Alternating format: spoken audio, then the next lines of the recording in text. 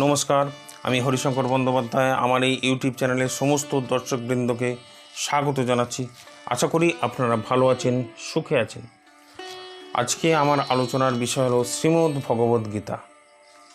প্রথমেই বলে রাখি, আমার এই চ্যানেলটিকে যারা এখনও পর্যন্ত সাবস্ক্রাইব করেনি, আমার এই চ্যানেলটিকে এখনই সাবস্ক্রাইব করে দেবেন এবং পাশে থাকা বেল আইকনটি ক্লিক করে দেবেন। তাহলে শুরু করা যাক শ্রীমদ্ ভগবদ্ গীতা, দ্বিতীয় অধ্যায়, সাংখ্যযোগ। অথ চেত তমিমং ধর্মং সংগ্রামং ন করিষ্যসি তত স্বধর্মং কীর্তিঙে চ হিত্বা পাপম ব্যবসসি।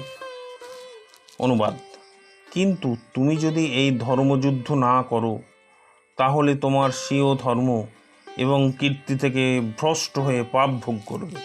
তাৎপর্য বা অর্থ: অর্জুনের বীরত্বের খ্যাতি ছিল সর্বজন বিদিত। তিনি মহাদেবের মতো দেবতাদেরও যুদ্ধে পরাস্ত করেছেন। কিরাত রূপী মহাদেবকে যুদ্ধে পরাস্ত করলে সন্তুষ্ট হয়ে মহাদেব তাকে পাশুপত নামক এক ভয়ঙ্কর অস্ত্র দান করেন। তার অস্ত্র শিক্ষা গুরু দ্রোণাচার্য তার প্রতি সন্তুষ্ট হয়ে তাকে আশীর্বাদ করেন এবং এমন একটি অস্ত্র দান করেন যার দ্বারা তিনি দ্রোণাচার্যকেও পরাস্ত হত্যা করতে পারতেন। তার ধর্মপিতা দেবরাজ ইন্দ্র তাকে তার বীরত্বের জন্য পুরস্কৃত করেন। এভাবে অর্জুনের বীরত্বের খ্যাতি সমস্ত বিশ্বব্রহ্মাণ্ডে সুবিদিত ছিল।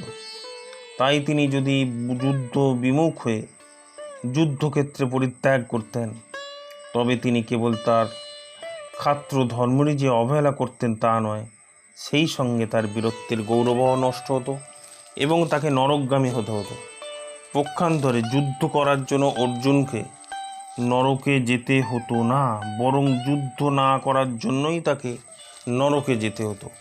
আজকের ভিডিওটি এখানে শেষ হলো। আবার দেখা হবে পরের ভিডিওতে। নমস্কার।